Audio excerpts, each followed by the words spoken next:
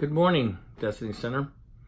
If you may be wondering why I'm coming to you on this video, I'm going to share with you why.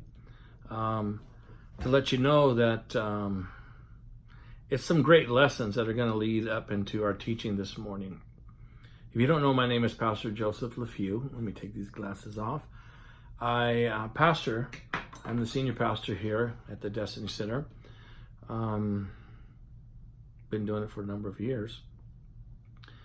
I want to share with you that in the past few weeks, I've had probably the wildest ride of life that I've ever had in my life. It started July the 31st. That was a Wednesday. It started when that night I began to have these amazing, excruciating pains in my stomach. It was so bad I was rolled over. I couldn't sleep. I ended up going downstairs, laying on the couch downstairs, and it was so bad I was rolled up in a ball. And I kept thinking I need to go to an emergency room, but I don't like hospitals. I don't like doctors, and I'm sorry, I'm Cajun French. That's just me. Nothing against doctors. I just don't like that. I just don't like it. But I'm laying up down there. I'm all rolled up, and I told myself, it was so bad. I said, God, if my son shows up at this house, he comes through that door, I'm going to ask him to take me to the hospital. I'm not lying. This is the craziest thing. A few minutes later, I hear a little bit of knocking, and my son has a house key. He just has his key. He puts the key in, opens the door, and walks in. He sees me curled up on the couch, and Yvonne starts yelling, and I'm like, take me to the hospital, please, right now. So he immediately gets my keys, puts me in my car, and drives me to the VA ER. And, first of all, I see that this is God. He shows up like a few minutes after what I just said this to God. And it's not long that when I'm in the ER at the VA that they discover that my gallbladder is so inflamed. And so they're talking that I need emergency surgery. But my blood pressure was so high, it was in the death range. Now notice this, my high blood pressure, I'm way up. The gallbladder is so inflamed, I need immediate surgery, but they can't do immediate surgery because they have to bring the blood pressure down. So now I'm being treated for blood pressure while I'm in the ER of the VA. They're setting me up, preparing me, already putting in all the paperwork to have an emergency surgery. So they get the blood pressure down. I have the emergency surgery. They go in and they take out my gallbladder. I have 3 different sections of my stomach of incisions. They put me back on the blood pressure medications that I was supposed to be on.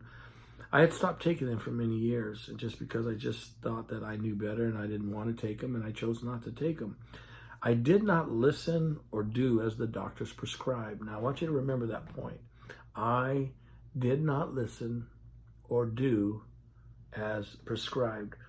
Well, I have this emergency surgery, and I'm got back on the medications. I'm in a lot of pain, but they released me on that Friday, the 2nd of August.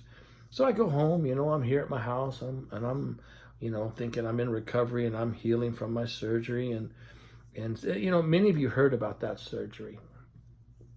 Well, a few days later, on the 7th of Wednesday, I decide to take a walk. I'm in healing, I'm in recovery, I'm taking it easy, and they told me I needed to. So I got my little parrot, and we take a little walk, and I head out. So in the morning, I'm heading out, and I'm standing about, I don't know, maybe 6-7 feet just outside of my driveway in the blacktop where my condo is. And all of a sudden, my legs begin to get real tingly, my left leg. My fingers began to get tingly, and I don't know, something came when I said, I started getting like a little panicky, and I go, oh my God, I need to get back inside the house, because I started thinking to myself, I might even pass out here. So I do everything I can to push myself. I'm only about 12 feet from my door, so I get back in the house, and I'm sweating. I'm kind of a little bit disorientated. And Yvonne, my wife, she sees me, and she starts yelling out, "What's wrong with you? Are you okay?" Da da da. She's panicking, and I'm panicking, and so she calls 911. I don't know that she did. So she says, "Lay down on the couch, and I'm gonna call triage and talk to them, because I'm only a few days out of the surgery."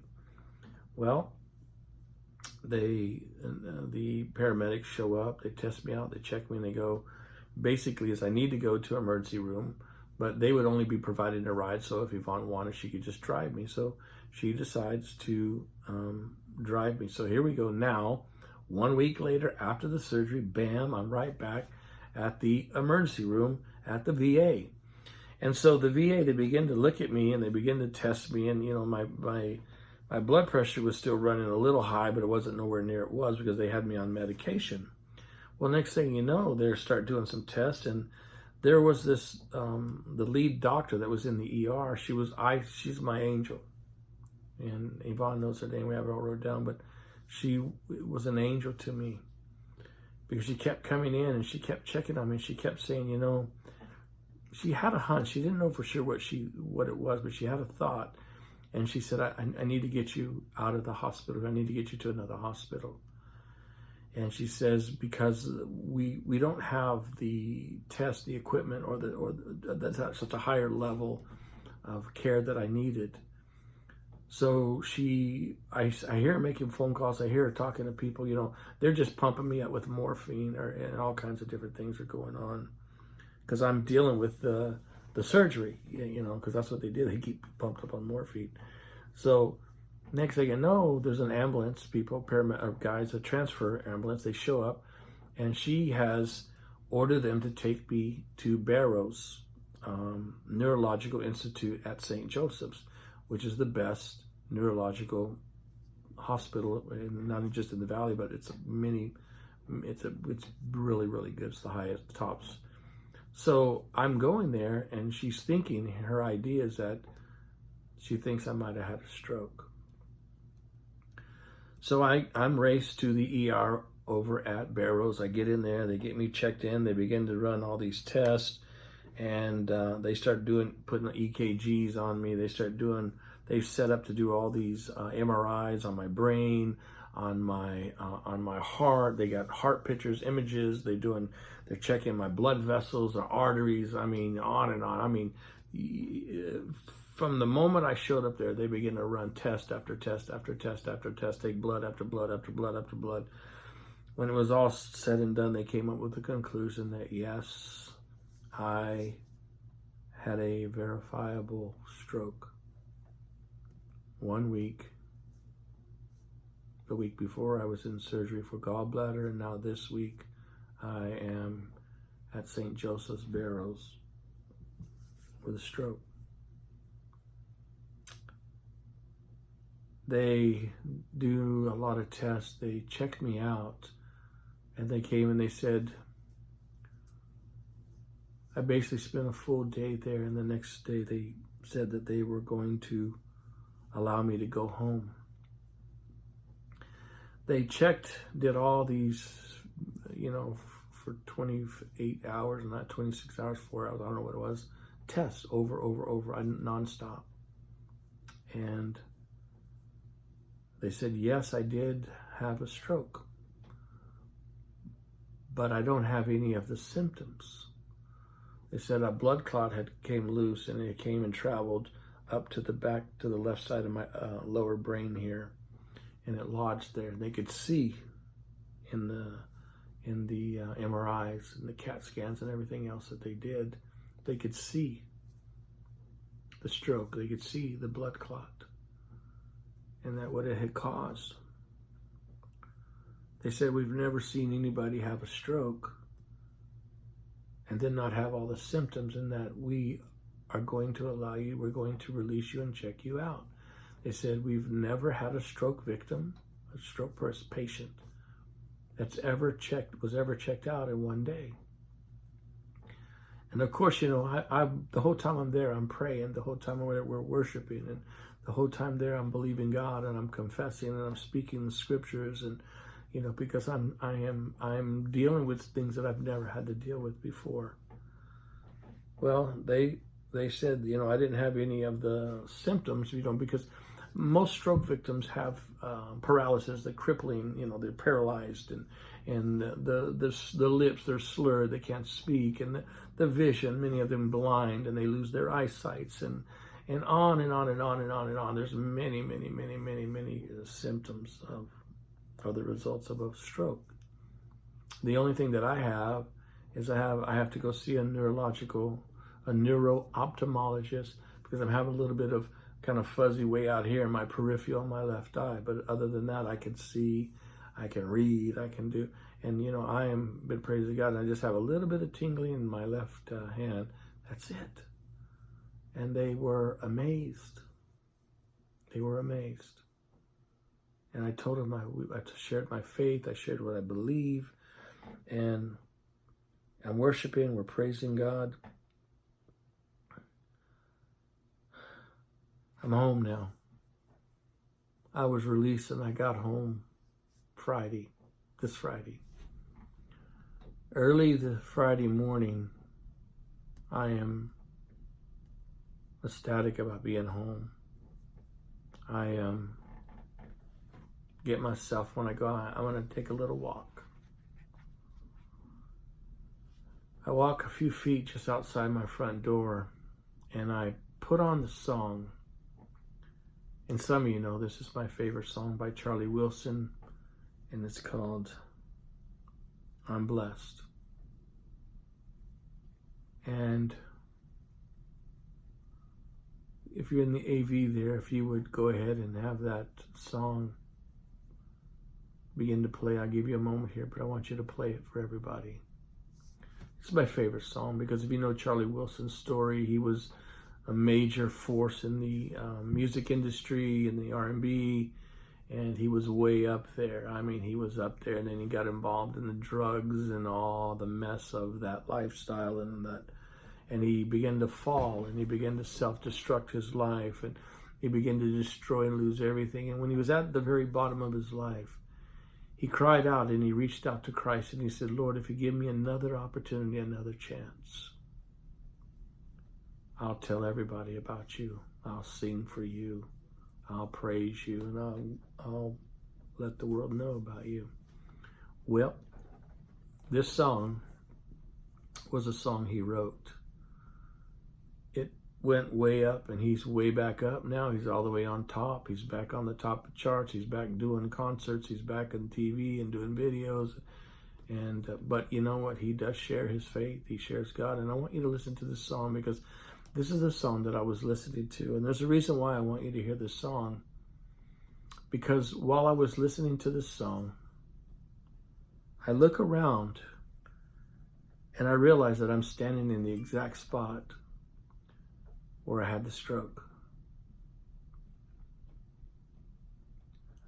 I'm standing in the exact spot. I look around, I look up, I see the skies, I'm looking around, and then it's like I hear the voice of God saying, this place where you're standing, you are alive. You're alive now. You could be dead. But I'm not dead. I'm alive. And so that's the beauty of this song. And so do me a favor, whoever's in the AV, I want you to get that song ready. Would you play it for the congregation? Okay, it's a little better.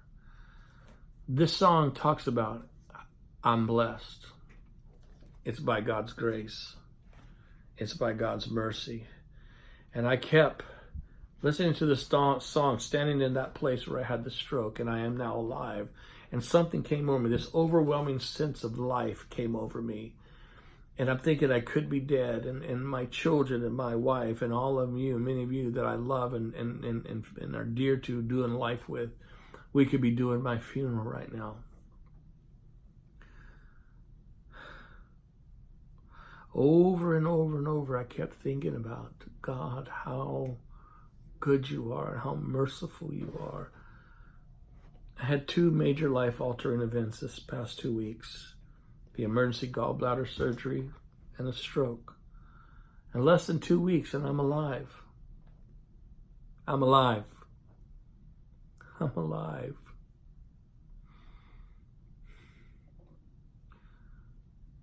My whole life has stopped for a moment.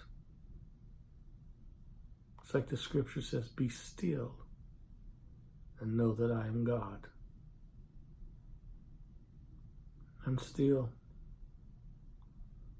And I begin to realize there are some things that you have no control over. You and I can't do anything about them. But then there are other things that you and I have the ability to control, but we many times choose not to. We make other choices. I didn't follow the direction of the doctors when they gave me prescribed orders for my life and my health. I chose not to obey. I chose to believe it would be okay. I chose these things. Listen to me. How many times in life do we make choices when we know the doctor said, the lawyer said, the pastor says, you hear over and over and over all of these things God says, and yet we choose to not obey. And we choose to do what we want, not thinking about anybody else. You know, I think back and I'm thinking, how selfish of me. I'm sorry. I told my family, different people, that I was sorry. Because sometimes we live life only thinking about us, not how your life, if something happens, how will it affect other people? My life has been turned upside down for the better. And if I want to live, I have to obey. My diet has so dramatically changed. I cannot drive till my doctors release me and I see all these other doctors that I have to see. I cannot work much. I can't have stress. I have to sleep. I have to rest a lot. I have to take my medication 3 times a day, on and on and on and on. But I must choose to obey. They said that I have the next 3 weeks are very crucial for me. The next 3 weeks, I am more susceptible to strokes and heart attacks. I will not. I choose not. And the reason why is I choose to obey. I choose to obey God. I choose to obey the principles of life. I choose to do the things that I know that will produce the right things in my life. There are principles for relationships, marriage, finances. I mean, on and on and on. There's so many people, they fight. They don't want to tithe. They don't want to give. They don't want to forgive. I mean, on and on and on. They don't want to eat. We don't want to eat healthy. On and on and on. We violate these areas of life. And yet we expect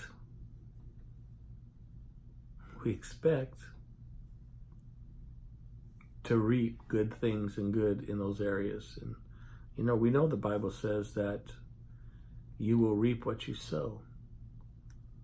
There's a space between what you sow and what you reap. And that space is where most of the time we make the biggest mistakes in our life. Because number one, we sow the wrong things. We sow the wrong seeds. We sow seeds of greed. We sow seeds of laziness. We sow seeds of slack. We sow seeds of lack. We sow seeds of discord, unforgiveness, selfishness, honor, whatever. We sow these things. Where we choose to do the things that we want. We sow them. And then all of a sudden there goes a period of time. And then one day there will be a harvest. Whatever you sow, good or bad, right or wrong, God or not God, you will and I will reap a harvest off of that. Something will come out of it. It hurts. It's hard. But it's the truth. I've seen people lose their businesses, their marriages, their mind, their health, their ministries, their children, simply because they won't obey. I've been put in a place, somebody asked me, we were talking about living and the dramatic that my diet has had to change. And I said, if I want to live, and they go, is it a problem? I said, no, it's not a problem at all. And how could it not be a problem? You know why? Because I want to live more. I look at a donut and I go, a donut or life, death, which is it? For me, the donut don't mean anything. That's a buffet. life or death. Remember, even the word says, God says, I give you two directions, two paths, life or death. But he says, he encourages us to choose life. I want to encourage you to make the right choices today. I have a couple scriptures for you if you want to hear them. I'm sorry, I didn't want to preach. I just wanted to share with you where I'm at. And I wanted you to know that, many of you won't see me. I'm going to be kind of taking it easy for the next couple of weeks. Don't worry, I'm coming back. I'm coming back stronger. But it's an opportunity to do my writings and the things that I have to do. And there are capable people in our church. You got Pastor Joe and Pearl. They're amazing people. You got my daughter, Pastor Felicity and Chris Estrada. They're major leaders in our church. You also have some amazing leadership with a number of the other leaders that are there. You got Gil and Rachel. They're there. They're there to serve and help you. And Steve and Susan are great leaders and great people. There are many, many, many, many good people in this ministry, in this church. And I'm calling on some of you to rise up and become more, and become stronger and help us, because I can't do it by myself. And I'm in a place now I can't do a whole lot of nothing for the next few weeks. So I'm like, God, I need more folks to rise up, because we need. Here's what happened. I went out shopping today, and I can't go out very long, but I went out with my wife. And everywhere I looked, I kept looking at people, and I looked what they were buying, and I looked what they were shopping, and I looked at their faces, and I kept thinking in my mind, oh my God, these people, they don't know you. Because you can say this, you can tell where there's light and where there's not light. So many unhappy people, so many broken people, so many sick people, so many people walking around with diseases, and all these things are going on. Marriages are broken. I even see it in the children. The children are lost. They're broken because of the parents and the situations that they're growing up in. Poverty and all. I'm going, God, use me. And I want to put the challenge out to you. Respond. Let him use you. The scriptures that I have for you come out of the book of James, and I'm just going to read it. Maybe they'll put it up for you. But James chapter 1, verse 22. It says, prove yourselves doers of the word, actively and continually obeying God's precepts, and not merely listeners who hear the word but fail to internalize its meaning, deluding yourselves by unsound reasoning contrary to the truth. What is he saying? He says, don't just hear it. That's the biggest lie that we do. We think that we can hear these things. We know them in our head, but we don't do them. That's the biggest lie. That's the biggest catch. That's the biggest trick to mess you and set you up for failure. We don't get away with nothing.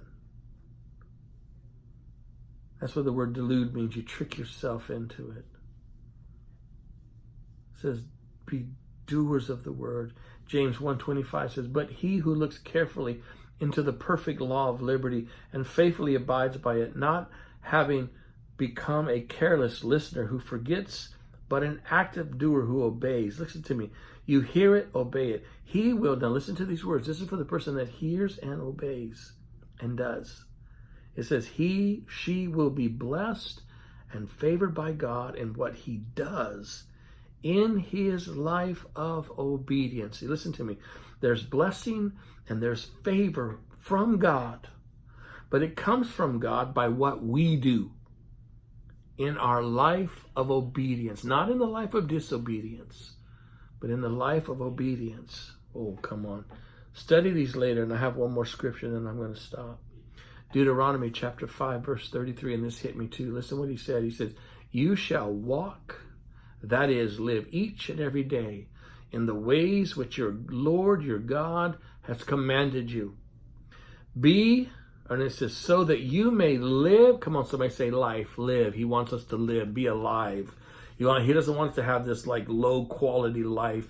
He doesn't want us to have this, I don't supposed to use the word sucky, but I just sucky life. He wants us to have this amazing life. John 10:10, the abundant life. He wants us to have life, enjoyment, passion, purpose, peace, power. But he says, so that you may live and so that it may be well with you. And that you may, now here's what it is. Here's what I like, right? It says, so that you will live long in the land which you will possess. It is God's desire that we live a long life. It is God's desire that we live a favored life. It is God's desire that we, and his heart that we would live a blessed life. And he wants us to live it in this through a life of obedience. This is Pastor Joseph Lephiew. I pray to God, in my experience, I am not the same man, and some of you may. Well, I even went out and shaved all my gray beard off. And my wife asked me, "Why did you do it?" I said, "I want a new face for a new man because I have a new life." And there are a lot of other changes that God's doing inside of me, because you know what? When you get the revelation, you want to live. And that God is calling you to another place, a deeper place, a higher place. And you realize, the price, what you have to do is nothing compared to what you will get. The reward is always sweeter than the payment. So focus on what he's taking you to, not what you're going through. Again, this is me, Pastor Joseph Lephiew. I love you. I believe God, and I'm praying for God's best for you. And I'm excited. So be a part. If you want to become a part, get a part. Sign up for our new membership class. It's coming up. We probably have to postpone a little bit because all this stuff happened to me. So we're having to kind of readjust our schedule a little bit, so bear with us. But please join in. Let's do life together. Let's don't just sit around and waste time. I realize time every day now that I walk around, every day that I'm awake, see my grandkids. I've had all my family come through, my grandkids. I love them. I love you guys. I love you, many of you. Some of you, I can't everybody coming over, but we've been kind of scheduling people to come little by little because I can't. They have to manage my excitement, my stress, everything. So I can't get too worked up. I can't get too overworked. I can't be, so that's all right. Because when this is all said and done, I'm going to be much better. And we're going to go to another level. Obey. Do what he says and get what he promises. I love you. This is me, Pastor Joseph Lephiew. Somebody else is going to take over this part of the service now. Please follow his orders. Whatever his prescription is, do it, please, please. Don't just think about you. Think about everybody around you. Children, family members, friends, co-workers, church family. Listen to your God and follow his directions. God bless.